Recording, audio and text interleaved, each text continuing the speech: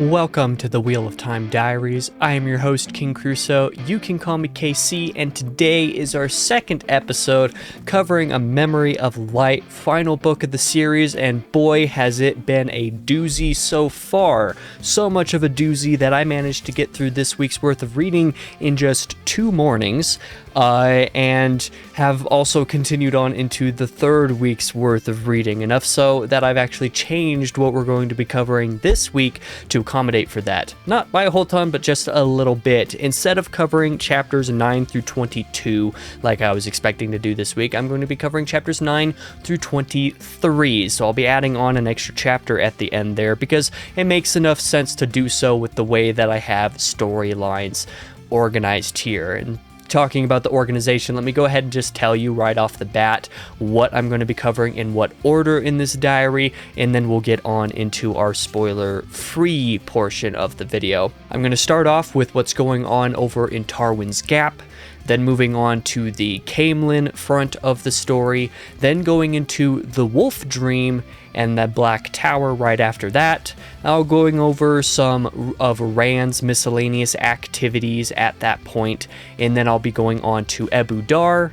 then the Kandor front, and Shayol Ghul to end the video. So that is the order of things. You can check out the timestamps down below for all the relevant sections that you need. But for now, I just want to tell you I've been really enjoying this book so far, man. And my impressions for what I'm going to be talking about this week are going to include a little bit of my impressions for the first few chapters of next week's reading, of course, because I have continued on.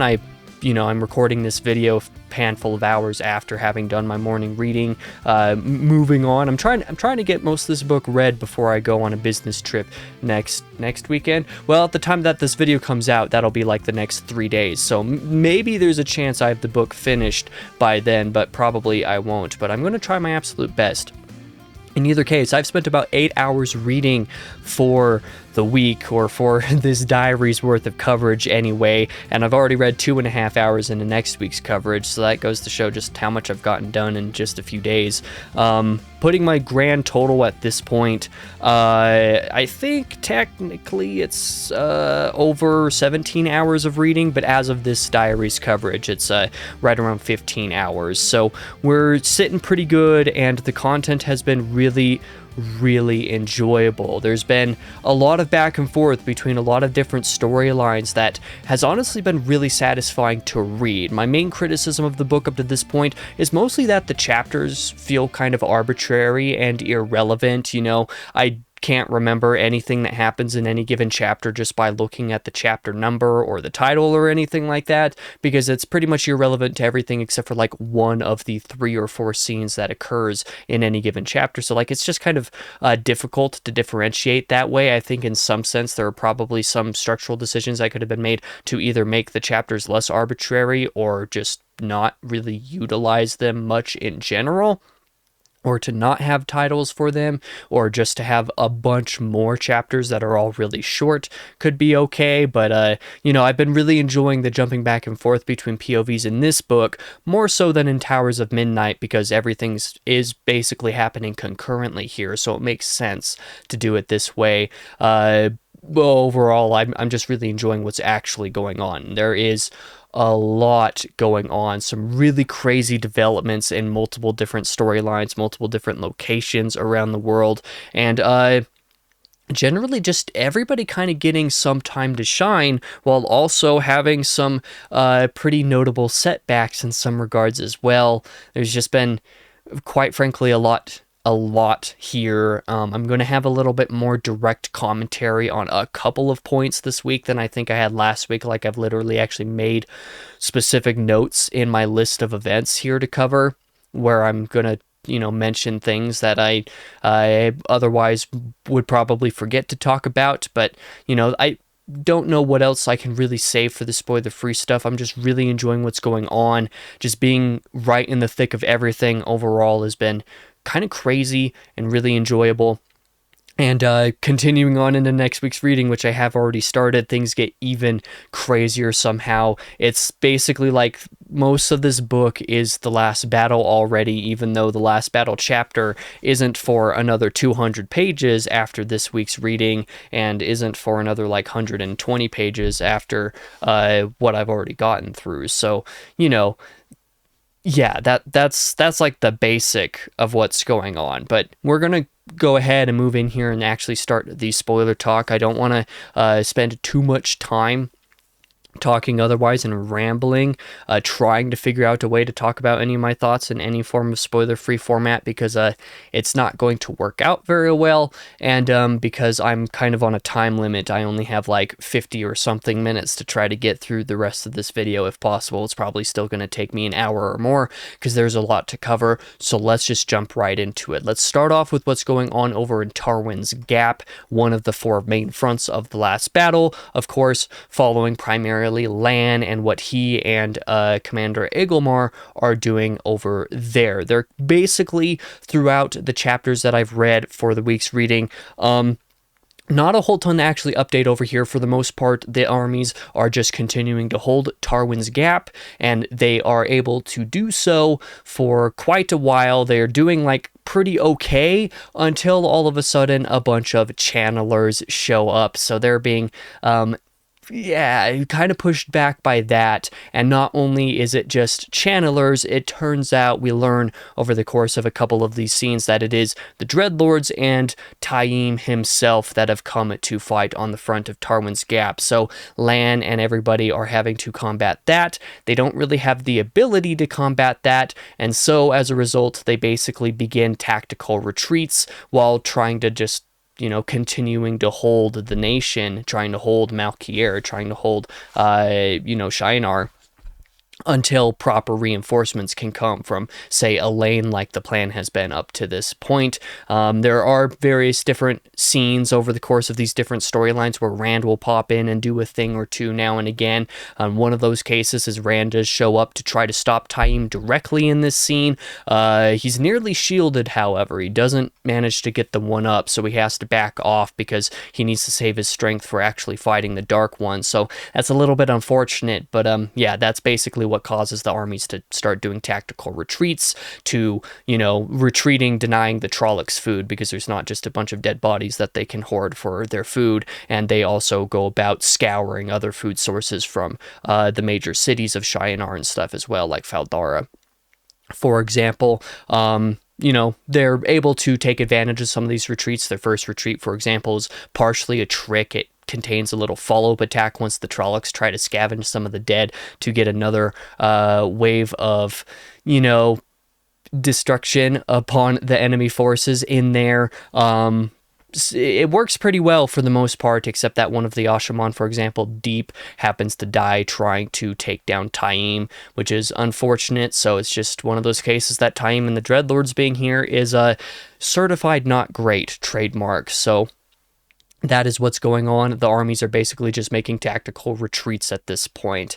It is noticed in a couple of the scenes, however, through the week's reading, that Egilmar is beginning to make some relatively erratic decisions that are probably from exhaustion. They're definitely said to be from exhaustion, just him kind of overworking himself, trying to figure out how to do what needs to be done.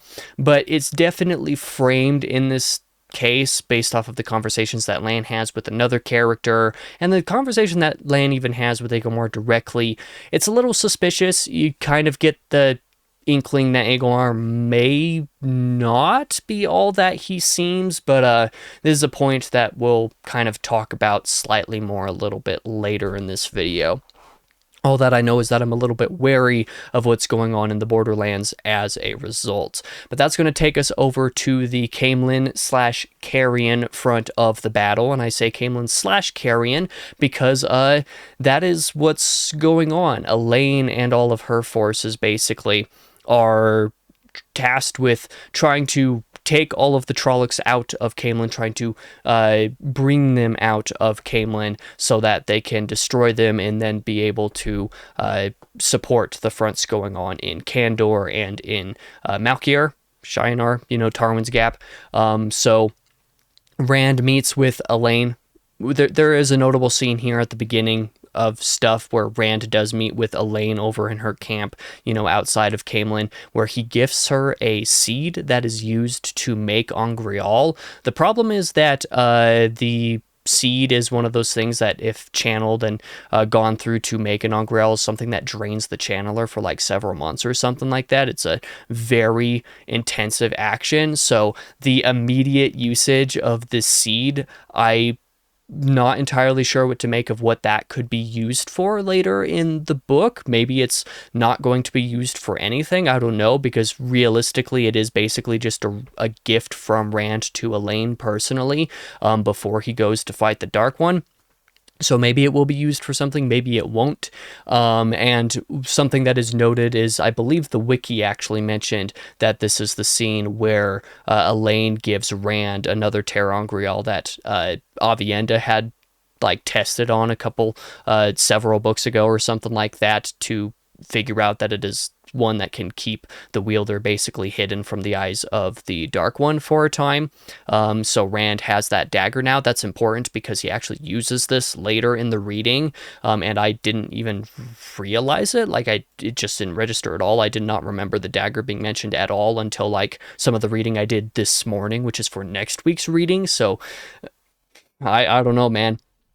And that's what the wiki says happened in one of these chapters, was that Elaine gives him that when he gives her the seed. I didn't remember it, but I guess it's notable because Rand uses that to be able to scout out the Dark One's prison, or rather to scout out Shayol Ghul a little bit without being detected. So that's important. The other main events of the Caemlyn and Cairhien storyline, however, are actually pretty simple, all things considered. There's not a whole ton going on, outside of the fact that Perrin and his forces specifically are the ones tasked with getting the Trollocs out of Caemlyn over to Bramwood, where Elaine and everybody else will ambush them and basically try to start taking them down there. All of that does occur. They're able to do a pretty good amount of damage to the enemy, but there's just so much of the Trollocs that they do have to eventually retreat all the way back to Cairhien. That is the plan that what's his name, Bashir, actually gives to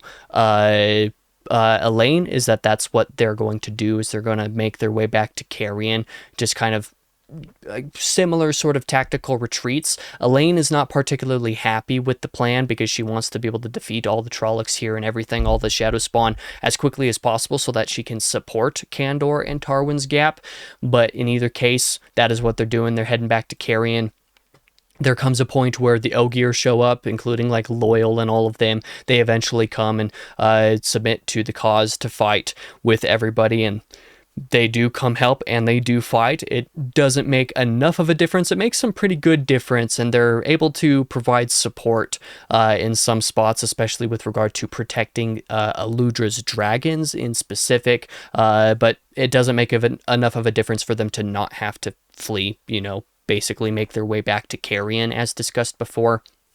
And additionally, while they're doing these tactical retreats, making their way back to Cairhien to try to defeat this Trolloc force, it turns out that there's a second front of Trollocs actually already near Cairhien, ready basically to crush them, which is not great. So at this point, their only hope is to destroy the forces that came in ambush there, just try to get rid of them as quickly as possible so that they can return back and battle the front that has been following them all the way from Caemlyn all this time. And it's going to be pretty rough. It's not a particularly great situation to be in, but that is the situation they are in. So not a whole ton going on in that storyline at this point. But let me tell you what, there are going to be some developments for this storyline to talk about next week that are crazy. So, but because we did mention Perrin and his forces, and they've kind of been, doing some stuff over here, let's talk about the Wolf Dream. What's happening in the Wolf Dream specifically? Perrin, at some point, while the forces are going from Caemlyn back to Cairhien, Perrin determines that his place is to help Rand over at Shayol Ghul, basically, that he needs to be elsewhere in the fight and not directly supporting Elaine at Caemlyn this entire time. So he puts Tam in charge of his forces, in charge of the Two Rivers people. It's so that he can actually go and do what he needs to do. And part of doing what he needs to do, he feels that he needs to find and actually get rid of Slayer, and then go and help Rand specifically. So he goes and he asks a wise one at one point about entering the wolf dream, entering Tel'aran'rhiod in the flesh. He is rebuked for that. The wise ones find that to be a very evil deed, to enter the dream world in the flesh. This is something that obviously Slayer does, is actually enter the dream world in the flesh.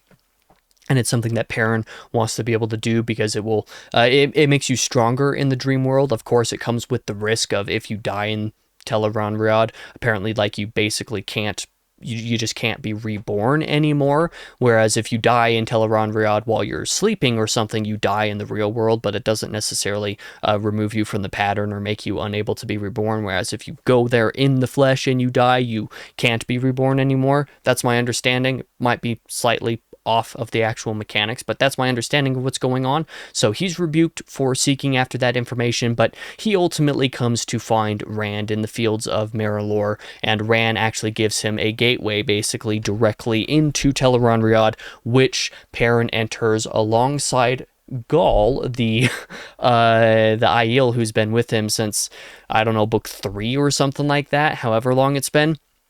And so Ghul and Perrin enter the wolf dream together. Within the wolf dream, they do a little bit of, shifting around a bit and locate the dream spike that is at the Black Tower that is preventing people from traveling in and out. And of course, based off of, what we had seen in the last book in Towers of Midnight, it was pretty obvious that it was a dream spike that was getting in the way of the traveling over at the Black Tower, but this now is the true confirmation that that is the case. But notably, Slayer is not around. He is not at the dream spike or at the Black Tower. He has been sent away. Now remember that Sindain, or Lanfear rather, in the prologue of A Memory of Light, did send Slayer off on a task to find and kill Rand directly. Why she did this, given some other things that we're going to talk about here, some of them momentarily, is still something that I'm trying to figure out, like what her actual true motivations are. But she was the one that did this, and because Slayer is not around here, Lanfear is actually here as well, and she helps Perrin to disable the dream spike while Slayer is not around, and she tries to insist that her motive is to retaliate against the one who has imprisoned her, which is like, oh, who imprisoned you? What's going on here? And presumably the person who imprisoned Lanfear is the Dark One, based off of a couple interactions she has with Perrin and something else we'll talk about a little bit later. I'm assuming that it's just straight up the Dark One.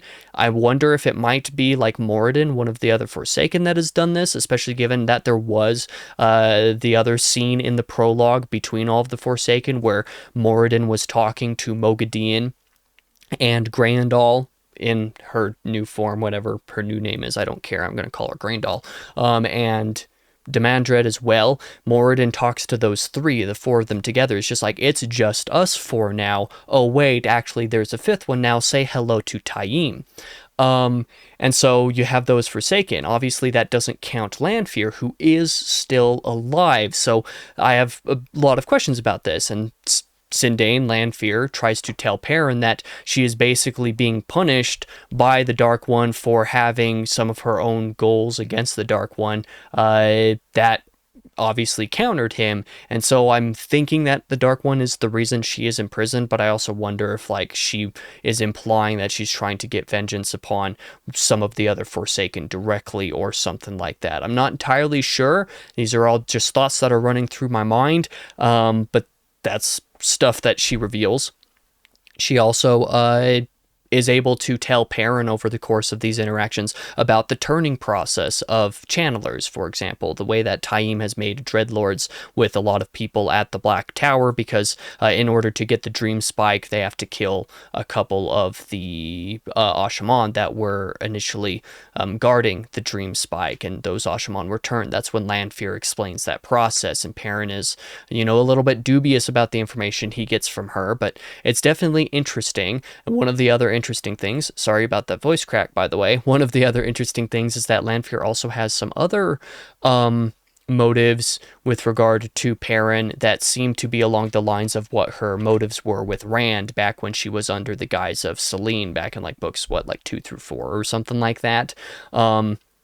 Perrin and his control over Tel'aran'rhiod, over the Wolf Dream, seems to impress her, and she kind of is trying to get him on her side now, whereas she was doing that with Rand before, who has rebuked her. Well, again, we'll talk about that a little bit more later. So her motivations are something that I'm really, really interested in, and that are honestly actually the furthest the series has gone with making the Forsaken interesting in a very long time, actually, in my opinion. So I'm curious to see a little bit more.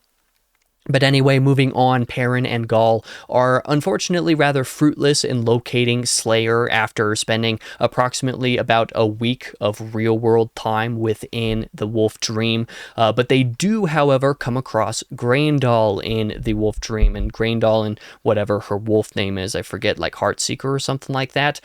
Perrin actually goes to her, determines that she's probably a Forsaken, and tries to, like, listen in on some of her mumblings that she's doing, tries to get some information that way, is basically able to determine, yeah, she's one of the Forsaken. He nearly gets the best of her. They end up dueling for a short time, but she's able to escape into somebody's dreams, specifically Bashir's dreams.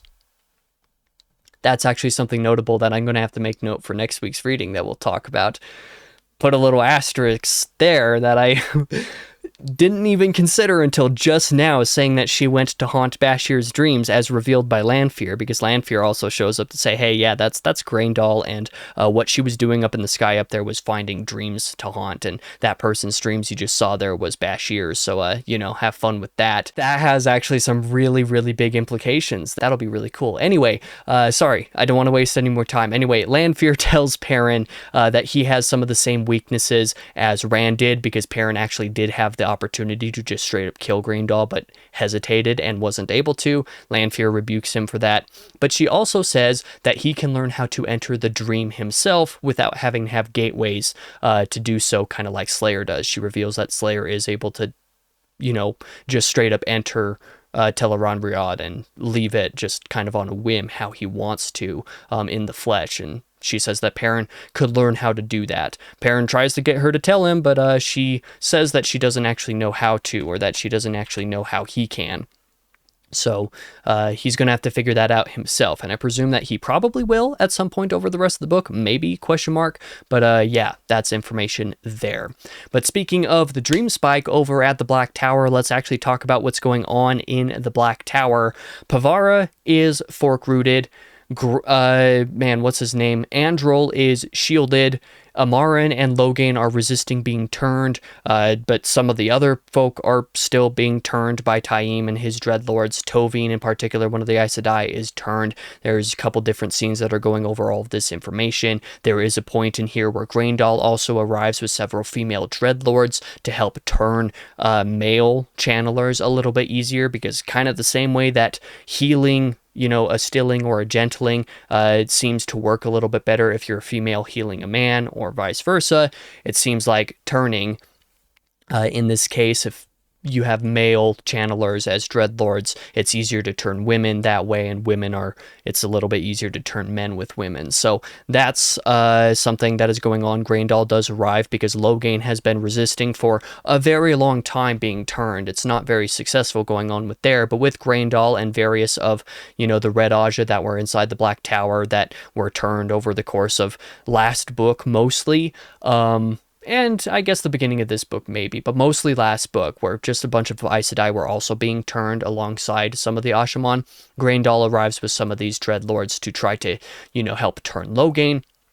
But because of, there are a couple scenes where, like, Androl is also fork-rooted in here. Pavara being fork-rooted bothers Taim because he wanted to turn her because she's a woman, and that would make turning Logain a little bit easier. Just scenes where all the details of them don't really matter so much. There is one particular scene where Androl wakes up and finds that he is not under the effects of fork-root, that he is just shielded, which indicates that he's going to be turned soon, because you cannot turn somebody who cannot channel, even if the ability to channel is turned off just temporarily by like Forkroot.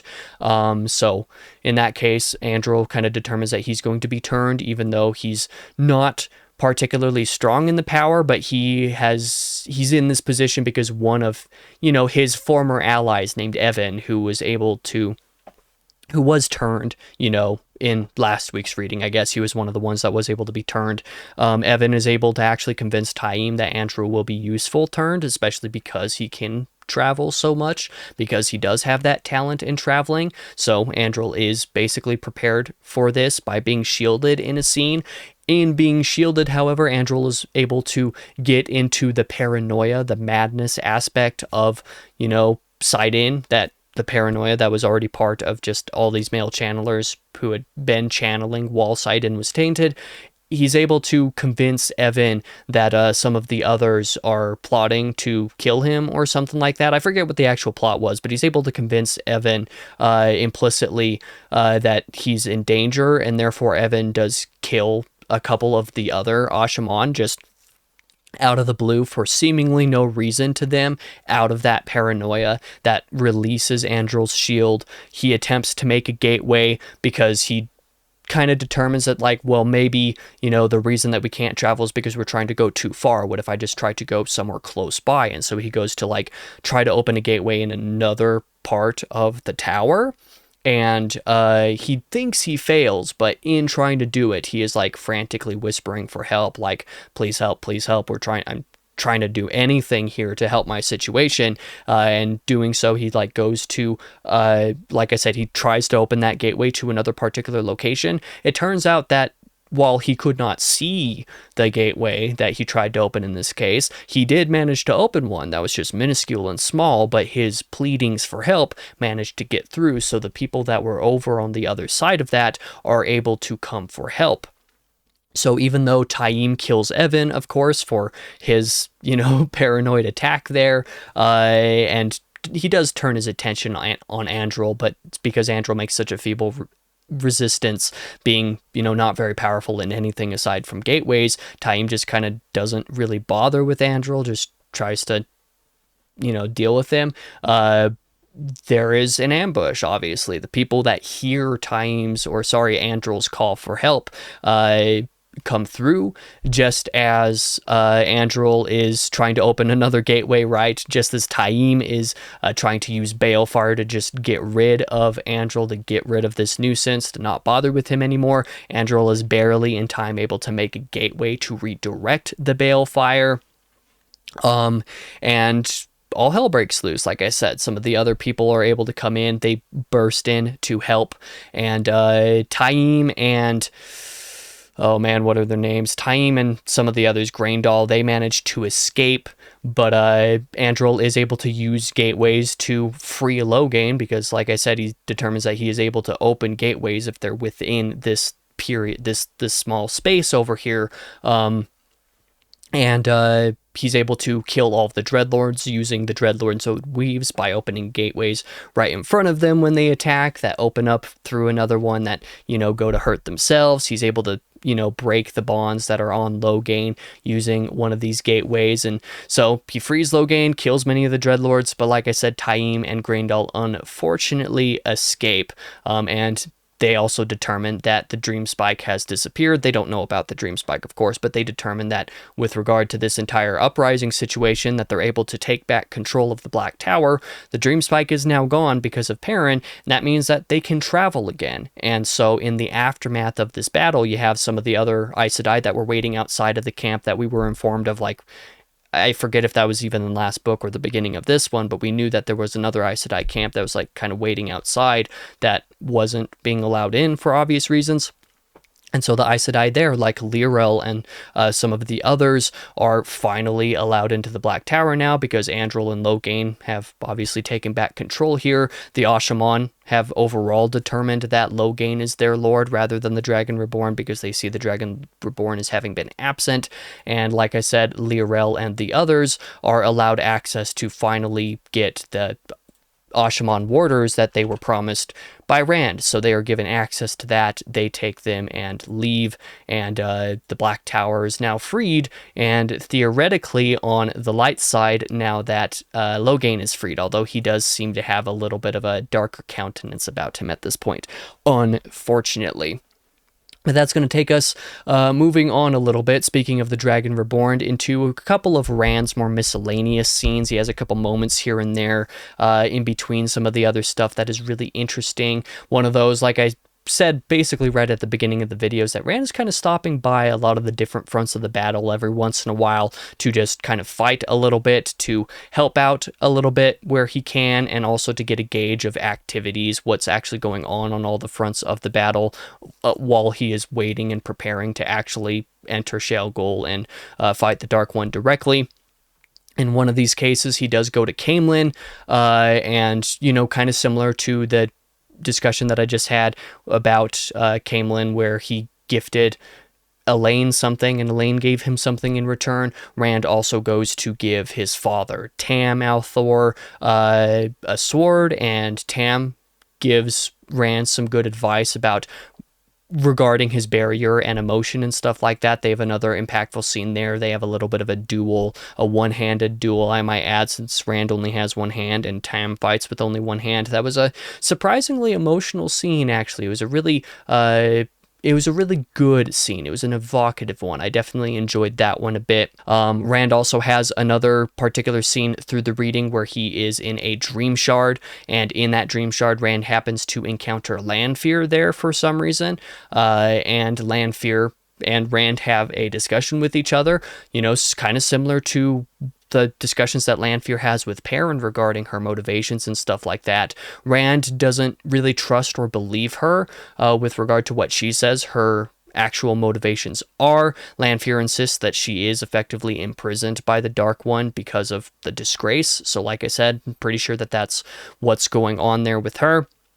But Rand still doesn't necessarily believe her or trust her purported motives. And Rand still thinks that power is the sole reason that Lanfear does anything. And so he's able to, like, make the choice to not unimprison her at this point. And so I think that that's probably why she makes the decision to go after Perrin, because it is after this scene when all the interactions between her and Perrin occur. So that's something that's really interesting to note. Like I said, just all of Lanfear's motivations are something that I'm really looking forward to getting a little bit more of. There are some other scenes as well that occur where, like, Rand and Moiraine have some discussions regarding Rand's temperament, for example, where he tells her some of his plans. Moiraine insists that the Dark One, for example, is an intrinsic part of the pattern and can't die, even though Rand, his goal at this point is to try to kill the Dark One directly rather than merely imprison him again. Rand thinks that the Dark One is actually outside of the pattern and so can be killed, even though Moiraine doesn't think so. Moiraine also thinks that the treaty between all of the nations and everything is something that has been distracting Rand, but he decides that he's going to go deal with this kind of stuff anyway. Rand also has an interaction with Cadsuane at some point, I forget exactly when, where Cadsuane kind of, you know, expresses her sort of worry about him a little bit, because she realizes that Rand is, you know, giving gifts to people as kind of like a last final goodbye to everybody he knows before he deals with the Dark One. And even though Rand hadn't necessarily seen that that's what he was doing, that's what he was doing. And so Cadsuane's just like, you know, both Cadsuane and Moiraine, I think, both talk to him about, like, you need to not see this death thing as inevitable, like, just do the thing. But if you see the death as inevitable, you're going to let yourself get into a situation that you very well either could get out of if you try to, or actually might put yourself in a situation that you actually can't get out of that could have been avoidable, or something like that.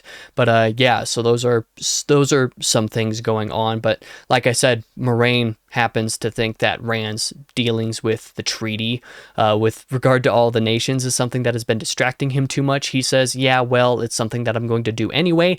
And following that particular scene is when he actually goes to Ebou Dar to try to get the Shan-Chan to sign the treaty, which is going to take us into the Ebou Dar portion of this video, where we talk about what's happening down there, because Mat has now entered the story. Specifically, Mat sneaks into Ebou Dar. He comes to an inn where he learns about plots against Tuon, assassinations against Shan royalty is nothing new. This is like part of society, basically. So he doesn't really understand this, but in general, it is notable that the general, one of Tuon's generals, I forget his name, I think it's like Galgan or something like that, he is hiring assassins to kill her, although some of the Shan seem to insist that he's not actually trying to kill her because the assassins he's hiring aren't very deadly ones, and that if he actually wanted to kill Tuon right now, that he could by hiring legitimate assassins. So that's some, just political stuff. That's a sort of political through line that kind of undergirds this entire section, just all of the Shan stuff in the book so far. So that's something else that I'm also curious to learn more about. But anyway, Mat does get this information about Tuon and being an assassination target. He decides to sneak into the Terrasen Palace to the former Queen Tylan's rooms, where he encounters Seleucia, who has already killed 2 of Galgan's 3 hired assassins and also nearly kills Mat. But, Mat happens to survive. He doesn't actually get hit by the bolt, and Mat is then led by Seleucia to find Tuon in the gardens, and Mat happens to save Tuon in the gardens from a Grey Man attack. And notably, a Grey Man is a different type of assassin and is something that he thinks that she should actually be worried about. So that's notable.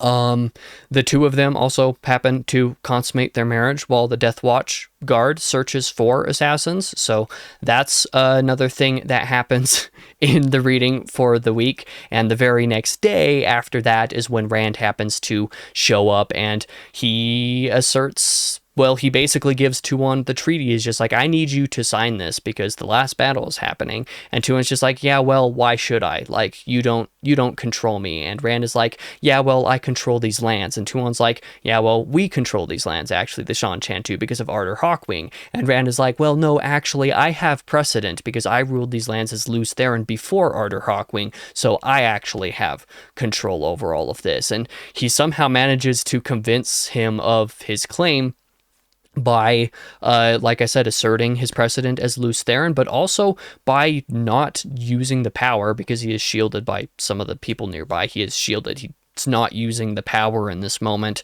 and basically revives the entirety of the garden that they're standing in, like goes from being whatever state of decay that it was in to like fully grown and beautiful. Like I said, without the use of the power. In next week's reading, we actually get a Tuon POV where there is a reference to, I think she makes an explicit dialogue reference to something somewhere, I believe. I forget. She does make a reference somewhere where what Rand did in that moment was actually like fulfilling some omens, and since Tuon makes a lot of her decisions, such as marrying Mat, for example, based off of omens, that is notable because she apparently saw some omens from what Rand was doing there with the blossoms and the trees and stuff like that, that causes her to relent and to actually agree to sign Rand's treaty, basically. Of course, Mat does happen to help. He's able to give Tuon the confidence, just like, hey, I know this guy. Like, if he says this is his word, if he says he's going to do this, he's going to do this. So, like, you can trust what he says he'll do. And so Tuon does eventually agree to the terms, so long as she gets to keep the land that the Shan already have, so kind of similar to all of the other nations getting to just keep the borders where they currently are set. She gets to keep those lands, she gets to keep the Damani that she already has, and the Shan also, have some other... They have some other technicalities that they're going to sort through with some other people that we'll discover a little bit later. But because of that, because of agreeing to this, the Shan make to prepare for fighting in the last battle. Notably, they are going to be sent to aid the Aes Sedai up in Kandor. And Mat, is kind of a finale to his POV. He's turned into a nobleman to meet with the generals because he's going to be one of the people that helps lead the Shan army over in Kandor. But speaking of the Kandori front, let's talk about what's going on in Kandor with the Aes Sedai, because up to this point, it seems to be the Kandor front is the only one that is going well. Until suddenly it is not. But, just to get to that front of the war, let's talk about some of the major events that happens here. Egwene starts getting some information from Lylewyn about the Shan. That is something that happened early in the week's reading that I'm a little bit interested in because up to this point, even with the 2.5 hours of next week's reading that I've done, nothing has really happened with this information yet. There are a couple of other interactions with Lyle, but nothing about like what Egwene may or may not be learning about the Seanchan from her is utilized quite yet. I have a suspicion of where that's going to go and what information is utilized. In fact, now that I think about it, there was actually a scene that occurred in next week's reading that I think is probably relevant to this. Again, going to put a little asterisk of that to discuss next week once I've read a little bit more. But so Egwene's starting to get some information there. Egwene doesn't seem to let Lyle serve her. There are other scenes where this becomes a case, especially not since, the alliance. There's the alliance of the Seanchan and the Aes Sedai and stuff here that is something of Elaine's concern, of course. There's also a particular Gowan POV scene where Lyle tells Gowan basically how to use the ter'angreal rings that the assassins from the White Tower are using, but also warns him that it is incredibly dangerous to do so. But of course, we'll get into that little note a little bit later too. The Seanchan are being tasked to join the Aes Sedai and help on the Kandori front, like I mentioned before, and so they're just fighting Trollocs up here, basically. The Aes Sedai set up with Gareth Bryne to hold Kandor. They set up a hospital in Mayene, notably. Yukiri, one of the Aes Sedai, uses gateways, like, through the ground, basically, as a top-down view, opening up into the sky as a way to like survey the battlefield actively alongside Bryne. That's a particular tactic that is now being used, and a quite interesting one, I might add.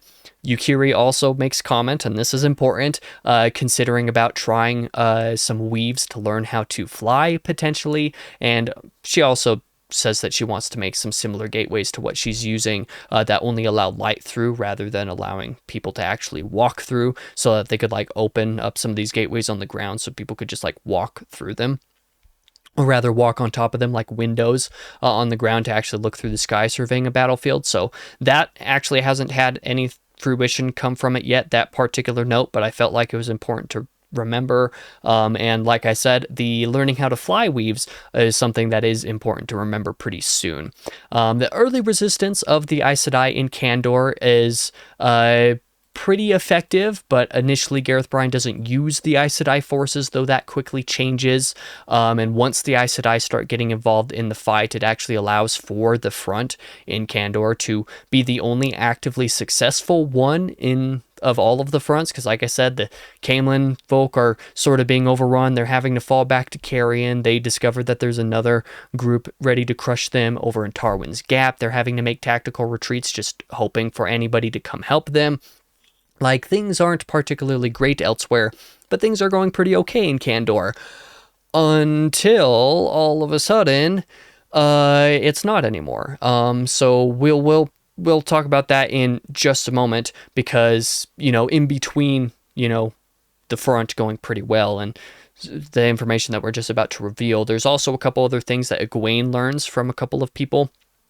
Well, I guess one of them is kind of a predetermined note, but again, we'll talk about this in just a moment. Egwene learns from the Wise Ones that balefire is unraveling the world, and that is something that Perrin also happens to notice in the Wolf Dream in a couple of places. This is something that you see a lot, especially near Shayol Ghul, so the Dark One's touch on the world is having a negative effect, and the fact that all the Forsaken are using balefire willy-nilly is certified not great, so Egwene is learning about the active destruction of the world, and how there's an actual physical mark being left upon the world by the usage of balefire, like the pattern is actually ripping apart actively. And she also has to think to herself about what the use of balefire is, because she's like, well, if the Dark One's forces are using this anyway, like, it's probably not a great thing for them to have this powerful tool that we're restricting ourselves from using. So I wonder if she's going to decide to go back on that at some point for some reason. Not entirely sure, but that's something to consider. Egwene also happens to meet with Rand at one point during her POVs. Again, Rand kind of meeting with certain people from his life to try to part with them nicely. Rand also parted with Mat nicely when he went to Ebou Dar, to be clear. That's also something that happens. And Rand discovers while meeting with Egwene that the Dark One actually has the seals to his own prison. So the seals that Rand was holding and gave to Egwene earlier in that meeting that we talked about last week apparently weren't the real seals. It is unclear when or how the seals happened to get stolen and replaced, but Rand just knows intrinsically that they have been once he sees the seals while Egwene is like holding them. This is a concern, but one thing that I think is important to note about this particular thing is that during the Black Tower sections, again, this is something that, like, while trying to compose and organize all of my notes for the week, the wiki says that Taim apparently is like holding one of the seals, at least in one of the Black Tower scenes. That's something that I didn't notice, and the wiki also reminds, and this is something that I did notice, but it didn't click in my head until the wiki mentioned it, is that Taim also mentions in one of those Black Tower scenes that he holds the keys. So presumably that means that Taim is the one who has the seals. He apparently seems to have at least one of them. I think there's 3 of them left at this point. That count might be wrong. But Taim has at least one of them, but given that he says he has the keys, he might have all of them. So that's something that I'm going to be keeping an eye on at this point. And to make matters worse, not just this bad information going on, remember how I've said multiple times that the Kandor front was going well? It's not going well anymore because all of a sudden the Sharans, whoever the Sharans are, surprise attack Kandor. The Aes Sedai numbers are cut down quite severely as a result. Some are able to escape, like Yukiri and Swan and Brian are able to escape in the course of the attack. I think something like 1 out of every 2 of the soldiers or men or whatever were killed. There's a solid like 100-something Aes Sedai that are killed. Like, there's just a lot of... It's not good. The Sharans sneak attack, and Egwene and Gawyn and Leanne, notably, are actually stuck in the camp while some of the Sharans are actually just kind of looking through some of the destruction that they just caused. And who are the Sharans, you might ask? Good question. I had to ask myself the same question. And the Sharans are apparently a group of people from the Far East that are, like, even way out beyond the Aiel Waste, who are very secretive. We basically know nothing about them. They've been mentioned approximately 2.5 times throughout the entirety of the series. They are the forces that Demandred has been in charge of, or gathering or growing to his cause for the last who knows how long. And that is apparently who Demandred is the leader of the Sharans. Womp womp. If you wanted a satisfying reveal of what Demandred was doing, this is like a mediocre one, in my opinion. This is mediocre for 2 reasons. The first reason is because it's not foreshadowed. I mean, the fact that the Sharans are mentioned very vaguely and loosely a handful of times in the series is not foreshadowing. It's just not. And the second reason is because simply indicating that Demandred has stuff going on and that he's being secretive, and also saying, I guess maybe at one point in a book somewhere, that the Sharans are very secretive about their history, is not enough to note that Demandred is not enough for any reader to like actually remember and clue those things together. Like, the Sharans have been literally 100% irrelevant up to this point, so it's a reveal that just didn't feel deserved. I feel like this is something that should have been actually built up or foreshadowed even just halfway more directly, right? There's, like, even Sanderson probably could have led up to this reveal a little bit better by having, like, Graendal, for example, in being the person who wants to know more about what Demandred is doing in, you know, Towers of Midnight and in the Gathering Storm, like, having her, like, determine in her head, it's just like, what has Demandred got going on? He says he's doing these things. Well, there's nobody who this could possibly be besides maybe the Sharans or something like that, just leaving that clue. And then the reader would be like, who are the Sharans? And then this reveal would be something more satisfying. I don't know. I'm just spitballing a random idea off the top of my head here, right? Like, I'm not saying, like, oh, this would be better. I'm just saying this reveal wasn't very satisfying, especially because, you know, it is still following up on a retcon, the fact that Demandred was originally Taim. And so having to fit him somewhere, I would be willing to bet that Robert Jordan had zero plans of anything to actually do with the Sharans in the series, and only decided to use them when he figured out that he needed to use Demandred somewhere, because he couldn't use them as Taim, because he stupidly and pettily decided that he needed to retcon that connection away because readers figured it out too soon. So like, I don't know. I'm a little bit mixed on this particular reveal, but in either case, the actual scene itself was rather interesting and satisfying. Like, the scene itself is cool. It's just that the reveal itself doesn't feel as deserved as I feel like it should, and it would feel more deserved if Robert Jordan had actually laid those seeds earlier, and if he had laid those seeds instead of retconning. It's one of those problems as well that's like, you can't foreshadow something that you aren't planning to do, of course. So the fact that it was retconned means that there wasn't going to be foreshadowing as early as something like this could have been done to actually be effective. So that just bothers me a little bit. But yeah, like I said, the Sharans do come and they attack Andor. They sneak attack Andor, cause a lot of destruction. Like I said, Yukiri is able to escape with Swan and Brine, specifically through one of the gateways that they're viewing through the floor, and Yukiri uses a weave to basically cushion their fall so that they can fall away somewhere far from the battlefield and somehow survive. That's why that particular note was a little bit notable, but they escape. And something that I just got through in today's reading in chapter 23, this is part of the reason why I decided to include chapter 23 in the week's reading. Let's see if I can find one of my other websites. One second. One of my other pages. Yeah, one of the reasons why I included this is because there's both a Gawain and a Egwene POV in here as well that are basically them looking for an escape, because they're able to be undetected by the Sharans, but the Sharans are able to... Well, okay, so there is something else that happens as well, because one of the Kandor scenes ends with Demandred revealing himself, Egwene putting together the pieces that the leader of the Sharans is Demandred, that startling her a little bit, and Demandred specifically revealing himself to be himself to Leanne, like I said, who is somebody who has survived. He was able to detect her watching while he was kind of going about with some of his scouting groups. She's like, oh yeah, there's somebody who can channel here, and is able to, grab her basically, and he sends her off to find and tell Rand that he is here and waiting for him. So that's how he reveals himself basically, and immediately after that moment in chapter 23 is when Gawain and Egwene have a little bit of POV. They're looking for a little bit of escape. Gawain is actually at this point using the Shan Chan assassin rings to help himself sneak through the forest a little bit, because the assassin rings obviously like kind of blur the form. They kind of do a little bit similar to what the gray men do, where it's like hard to notice you if you're there, especially if you're in the shadows.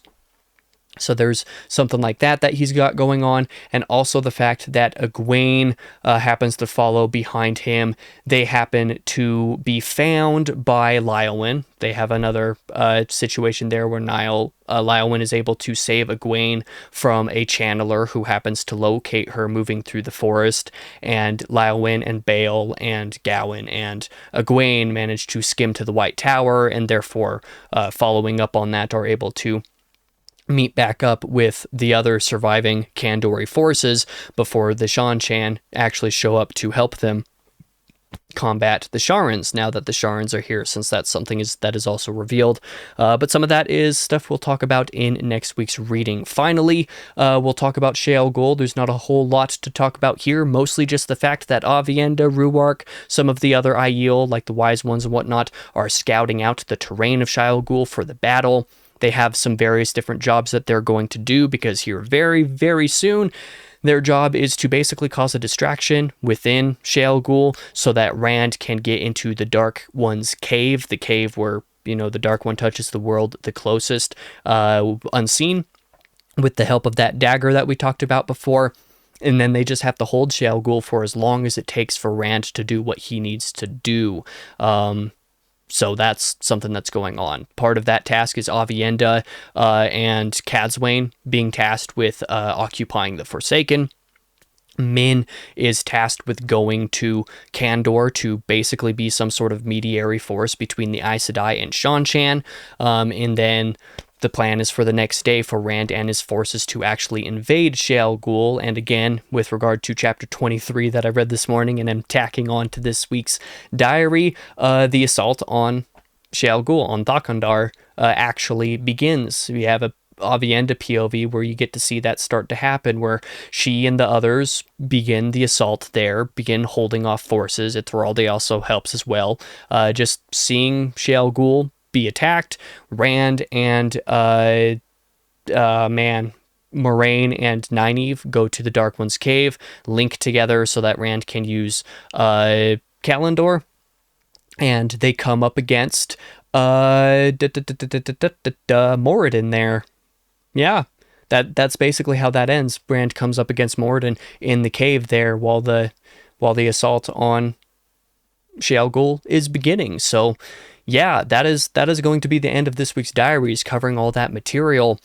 Like I said, I've already read a couple hours of the next week's reading, and things are already just absolutely insane. The fact that at this point there has been this much of the book, it's one of those things like I am, at this point, over halfway through. I have almost half the book left. It feels like I have so much left to go, but it also feels like there's not enough time for everything to happen. So it's just, I'm really stressed out. Honestly, it's been really enjoyable to read the book. It's been really hard to not just keep reading. It's been the most page turning that I've had, the most page turning experience that I've had with the series since The Dragon Reborn, even more so than The Gathering Storm, for example. It's just, there's so much going on and all of it is so good. There's so many of these things that I'm thinking about, like what's Lanfear got to do with all this? What's all the stuff with, you know, the Shan-Chan? That's really cool. Of course, everything going on with the Wolf Dream, because we'll see a little bit more of the Wolf Dream and Shayol Ghul next week. There's just a lot of really cool stuff happening, and I can't wait to continue. The fact that we are covering some of the material that we're covering and we're not actually to the last battle chapter is kind of crazy to me. The fact that I still have like 200 pages between, you know, that I have to cover next week before even the last battle chapter happens, despite it feeling like basically this entire book has just been the last battle, is like, what in the world is the actual 190-page last battle chapter going to do to differentiate it from everything else? I have no idea. It's going to be crazy though, and I'm really looking forward to it. But I am really coming up on that 50-minute time limit that I told you about 50 minutes ago. I gotta go. I managed to get through all the content for the week, so yeah. I hope you enjoyed this video and me just rambling and just trying to wrap my head around some of the things that are going on. There was a lot of really cool stuff. Really excited for next week and to actually talk about all of that material. I wish I could have actually included some more of what I read this morning in this week's diary. There were plenty of times where I said things that happen in next week's reading. Like I said, I wish I could have included it. I just didn't have time to actually compile those notes and include them in this video before my time limit is out. So yeah, that's unfortunate, but I will see you guys next week for chapters 20, at this point I guess technically 24 through 36, and then the next week after that I'll have probably a slightly different format going on for the last battle. I still have yet to determine how I'm actually going to cover that chapter and how I'm going to read it as well. But yeah, so next week I'll cover everything leading up to that chapter, and we'll go from there. Thank you for watching. I really appreciate it. For now, I've been your host, King Crusoe. You can call me KC, and I hope to see you guys in the next video.